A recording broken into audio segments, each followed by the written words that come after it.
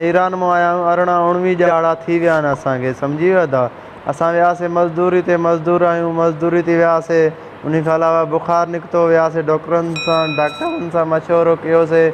उन्हनि चयो चई तोखे बुखार निकितो आहे, केतिरा ॾींहं थी विया थी। असां चयोसीं उन्हनि खे 2-3 ॼाड़ा थी विया आहिनि, इहो ॿियनि ते वियो आहियां मज़दूरी ते त बुखार निकितो आहे।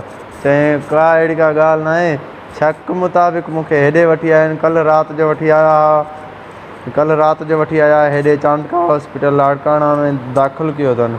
उन खां अलावा मूंखे हिते दाख़िल कयो अथनि, ॿाहिरां तालो हणी विया आहिनि, कोई बि ज़ाहिर न आहे थियो हिन महिल ताईं। अॼु सुबुह जो जेके बि माण्हू आया हुननि खे चयुमि अचो हिते, जंहिं कमरे में मूंखे बंदि कयो अथव हुन में वॉशरूम बि तमीज़ न आहे थियल, वॉशरूम ॿई ख़राबु लॻी पियूं आहिनि। वॉशरूम में माना दरवाज़े ताईं पाणी भरियो पियो आहे ऐं हिन कमरे में वॾी धप लॻी पई आहे, कोई बि हेॾे अचे नथो। ॿाहिरां कुल्फ हणे विया आहिनि। हुन खां अलावा जेको वॉशरूम बि साफ़ु न आहे थियल। कल्ह राति खां वठी हिन महिल ताईं हिकु ई खट ते पियो आहियां।